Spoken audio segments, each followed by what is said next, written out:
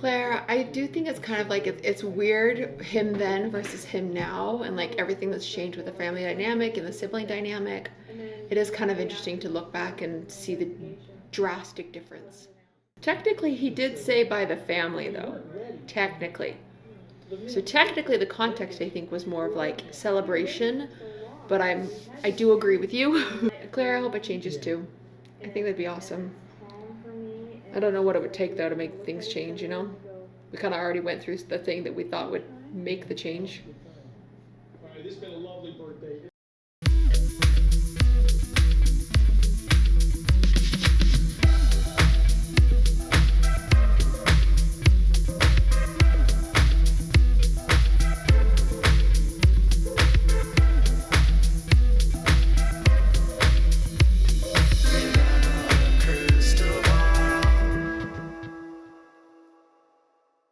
Hey friends, it's Katie from Without a Crystal Ball. Welcome back to my channel. It is Monday, July 1st, 2024. I hope everyone's having a wonderful day.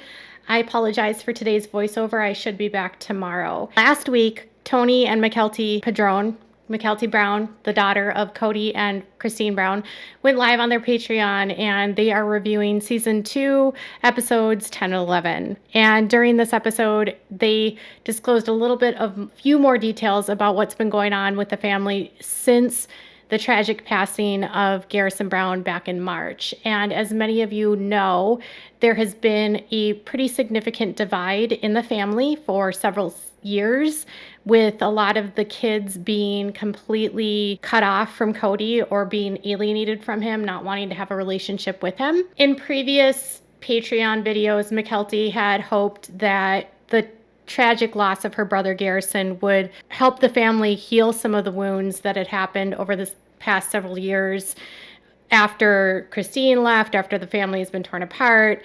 Maybe the kids could come together. Maybe the family could come together. Maybe Kody would be interested in reconciling with his children, reconciling with the people in his life that he's pushed out since he became the legal husband of Robyn Brown. And it sounds like, according to what Meri said, it hasn't changed anything. In fact, when she was asked about this by someone in her chat about the differences between her dad in seasons 2 versus today, she said that the thing that happened in the family, she assumed would have brought them together, and it didn't. So Kody has not made any changes. Kody doesn't seem to want to make changes, and Kody and Robyn are still doing their own thing outside of the whole family. Now, another thing I wanted to discuss was that back when Garrison passed away, Meri on her Patreon had talked about how there was going to be a number of different celebrations for her brother to celebrate his life, including some events that were supposed to happen in Wyoming, which she said were going to happen in June or July of this summer.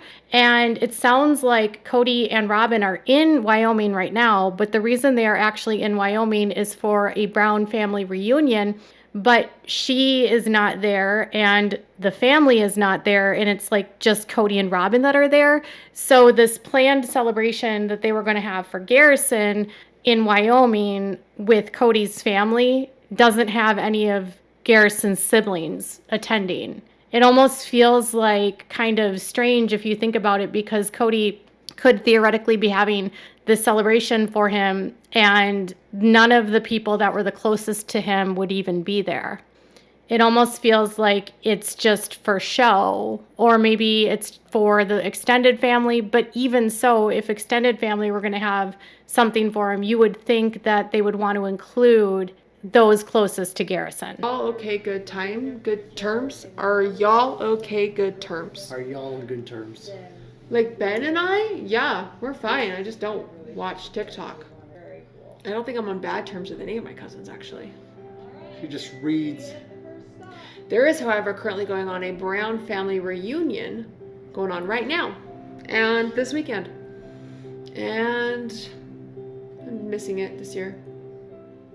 Last week, I told you about how Kody was spotted with Robyn in Kody, Wyoming, and how they were at a movie theater. And I had talked about how they were close to where he grew up in Powell in Lowell, Wyoming. And they do have what's called a shindig for the church every single year in Wyoming. It's actually an AUB event. They do a event where anyone from the church can go to the Powell, Wyoming, Lovell, Wyoming headquarters of the AUB, and they have festivities.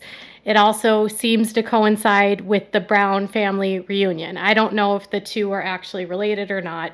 It could be for the church, it could not be. Either way, he is in Wyoming, and none of the family went there with him, which kind of makes me wonder if it is related to the church, because if Kody and Robyn are still on good terms with people in the church, they might be willing to go to an event for the family in Wyoming, whereas other members of the family might not be.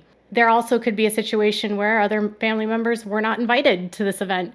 And McKelty made the comment about how she didn't go this year, but I don't think she went last year, because I know that they were in Wyoming last year around the same time, coinciding with the shindig as well, and I don't think she went then either.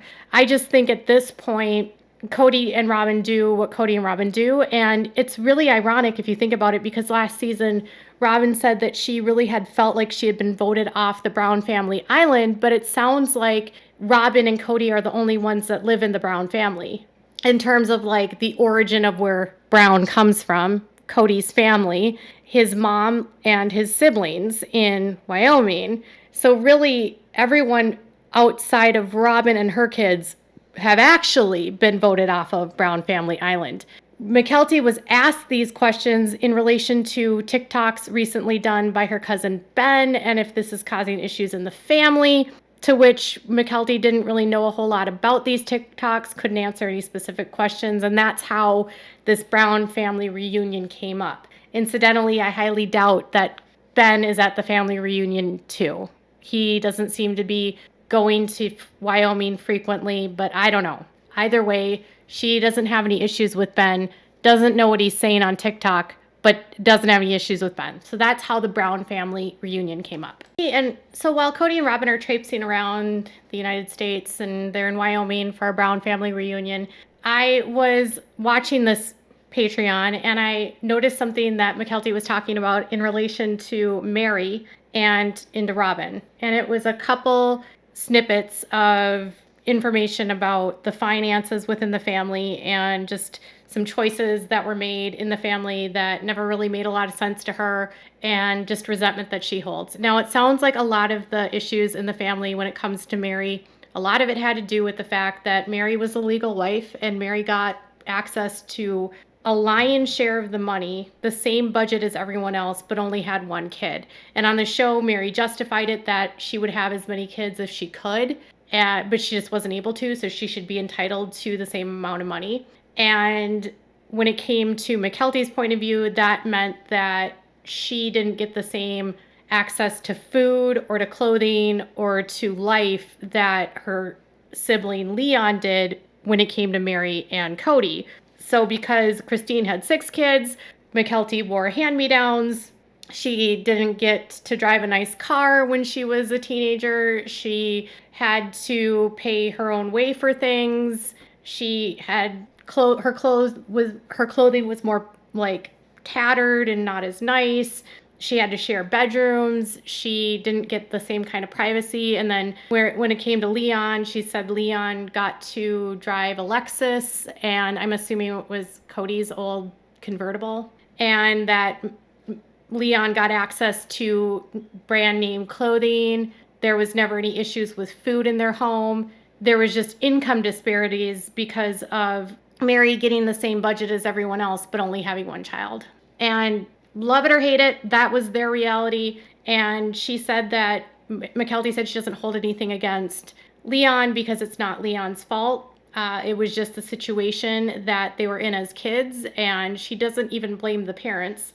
I mean, I guess I would blame the parents because they knew what was going on, and they obviously kept having children despite the fact that they couldn't afford them. But, you know, I guess I'm not surprised to hear this because Meri is the legal wife, and I think what isn't being taken into consideration by McKelty is that Kody, when he's getting a house for Meri, he's on paper getting a house for himself because that's his wife legally. And so he has an image to maintain and an image to portray. And so if he wants to claim that he's a well-to-do guy, yes, Meri gets a nicer home, but Kody's not going to push back at that because Kody's going to be on the same lease with her. He's also going to be on the mortgage with her. And he was on the mortgages with her until he divorced her and married Robyn. And now when it comes to Robyn, again, when it came to getting housing for Robyn, he neglected Janelle because Janelle's not his legal wife. And who is?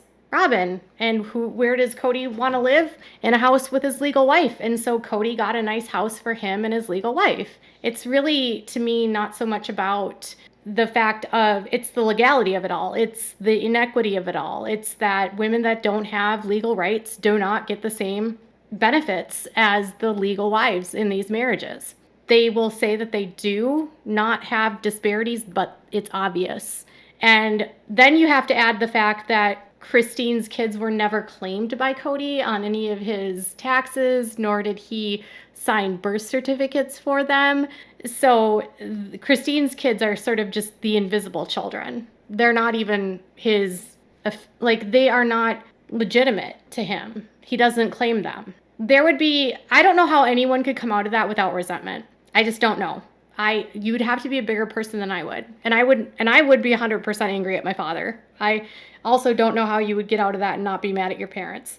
I think Mykelti shows a lot more grace in this situation than I would. And I'm not necessarily mad at Christine because Christine is, a victim in all of this too. I am more mad at Kody, to be honest. And I'm also, frankly, just annoyed that the legal wives would allow this to happen. But at the end of the day, they don't have as much say as you would think they do because the men can, like in Meri's case, force divorces and they don't have a leg to stand on. And Meri was forced to divorce Kody for Robyn. So another thing that she talked about was that while they were in Vegas, before they purchased their homes and built them in the cul-de-sac, she mentioned that Meri had the opportunity to live in a home that would have been really close to Robyn, and that Meri didn't have to live a mile away from everyone else, but that Meri had refused to lease a home that was closer to Robyn because Meri didn't like the home as well as the home that she had found a mile away. And the home that was next to Robyn wasn't as nice. It wasn't as kept up, according to Mykelti. It was still 3 bedrooms and it had a decent amount of space. It was less expensive. It would have been better for the budget for the family. But because it wasn't as nice as what Meri wanted, she refused to live there. But Mykelti also speculated that part of the reason she didn't live there was because she didn't want to be close to Robyn, which Mykelti pointed out in this Patreon is if Meri and Robyn were as close as they were, why wouldn't Meri want to live by Robyn? Like, if they have this fantastic relationship, as they say they do on the show, why wouldn't they want to live by each other? Well, the implication here is that Meri, one, didn't want to be around everyone else because she didn't want to see what everyone else was doing. She wanted her own autonomy, her own space. But also, I think Meri didn't want to see what was going on with Kody and Robyn. I think if Meri would have lived too close to Kody and Robyn, she would have seen what was happening there and would have seen the disparities in her relationship. And if she can be further away from all of it, she doesn't have it in her face. So Meri had the chance to live by Robyn and declined. She had an opportunity to spend less money, but she declined. And she instead chose a home that was more expensive, took more money from the family, and led to more of the kids, again, not getting what they needed because Meri was getting more. Mykelti made the point that Meri was calling it a perk to her or to the other moms, but Mykelti said it's not really a perk when you have 6 kids. Like, it's just something that you need. Like, they needed those bedrooms because they had all these kids. Meri didn't need all those bedrooms.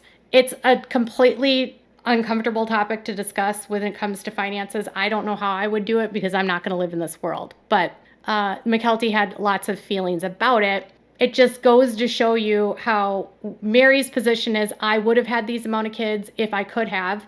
And she's still not, Mykelti, blaming her father for being, this is his legal wife. So of course he's going to do what his legal wife wants because she has preferential treatment. And plus, if he gets a nicer house, so does Meri. So it also could be that Meri didn't want that house and neither did Kody. Maybe Kody wanted the nicer house too, because by the way, Kody likes nice things too. But I think there was benefit to having her away. And Mykelti said that even though Meri said that the houses would be used for family events. They rarely ever were. She said they had stuff that they filmed for the show. Like they would use the houses for filming because Meri's house was cleaner, but she didn't have the kids over any more than she had them before, just because she had a bigger space. And she said that people weren't necessarily invited over to Meri's house or welcomed over to her house. So it was a lot of saying the right things for the cameras, but not in reality how it played out in the real world. So Meri's issues are she took money from the family that others needed. It deprived kids from having clothing that would have been newer. Her child got things that the other kids didn't get. And it just, again, sort of proves what we've always said about polygamy is that the legal children are treated better. They get more perks. They have legitimacy. They have theoretically a mom and dad that are quote unquote married, whereas everyone else is being hidden. They are the leftovers. They are the illegitimate. And that can't be an easy way to live. I can't imagine growing up that way. And that's why, to me, polygamy is such a travesty, and it's abuse against women and children, because no man would ever allow themselves to live that way, but they'll force their wives and their kids to live that way because that's what they want for heaven or whatever, sex. So Kody and Robyn have not reunited with the family. There is a event going on, a family reunion where nobody's invited and only Kody and Robyn are there. And Meri and Robyn's relationship wasn't as close as it seemed, and Meri didn't want to live close to the family, and the family didn't want to live close to her because Meri took all of their money. That's basically what I got from McKelty's Patreon. If you've got something you'd like to add, anything that you'd like to share, make sure to leave some comments in the comments below. If you have questions, leave them too. If you haven't given this video a thumbs up yet, make sure you give this video a thumbs up. Make sure to subscribe to my channel if you haven't subscribed, and make sure before you go to click the bell so you never miss a video and you set your notifications to all. I appreciate so many of you for tuning in today and listening to this video, and thank you so much. Bye guys.